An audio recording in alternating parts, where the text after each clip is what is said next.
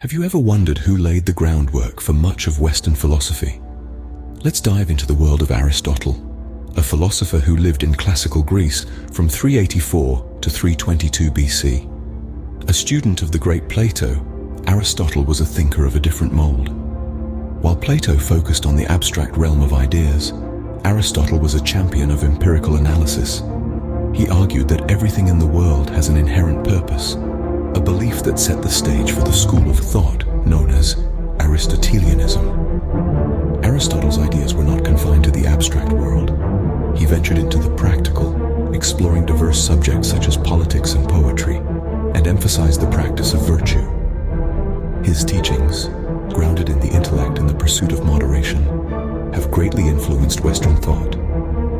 Aristotle's teachings have left an indelible mark on various fields, including ethics, politics, and poetry. What if we told you that things are not just a random collection of events, but everything has a final cause or purpose? This is the crux of Aristotle's teleology, a concept that revolutionized not just philosophy, but also theology and science. Aristotle, unlike his tutor Plato, who focused on abstract ideas, emphasized empirical analysis. He argued that all things, whether living or not, possess a purpose or telos. To explain something, we need to understand its final cause, the ultimate goal it is trying to achieve. This might seem a bit abstract, so let's consider an example. The telos of an acorn, for instance, is to become a fully grown oak tree. It doesn't exist merely to exist, but to fulfill a specific purpose in the grand scheme of nature. This idea of teleology, of purpose and design, made Aristotelianism particularly attractive to the Christian church. They found a way to link this concept of purpose with God's will. If everything has a design, then there must be a designer, right? This argument has been used for centuries to back the existence of a divine entity. But Aristotle's teleology is not just about proving the existence of God. It's a way to understand the world around us, to make sense of why things are the way they are.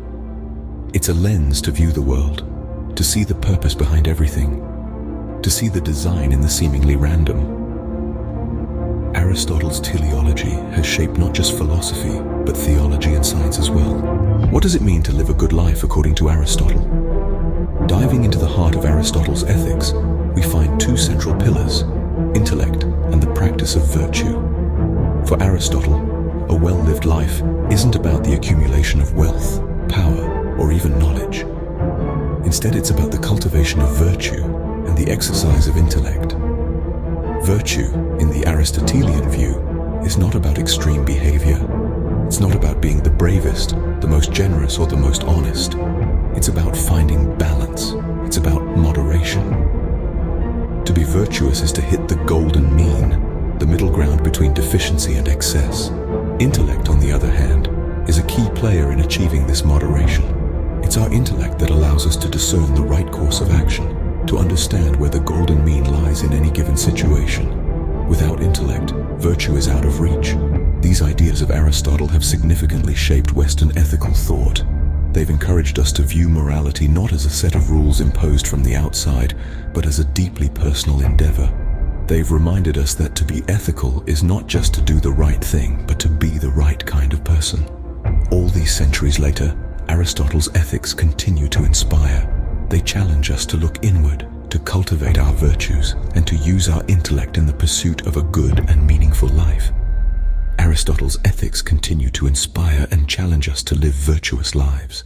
So, how has Aristotle's philosophy survived and thrived through the ages? Well, let's take a trip back in time to the Middle Ages. Aristotle's teachings, which could have easily been lost to time, were diligently preserved by Arab and Jewish scholars. They painstakingly translated his works into Arabic, saving his wisdom for future generations. Fast forward to today, and it's clear to see that Aristotle's influence has not waned.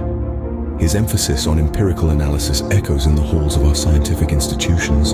His ethics guide our moral compass, and his thoughts on politics and poetry continue to stimulate intellectual discourse. His philosophy, his way of seeing the world, has become a part of the very fabric of our society. It informs our laws, our values, our art, and our understanding of the world. Despite living over 2,000 years ago, Aristotle's philosophy continues to shape our world, proving that great ideas truly stand the test of time.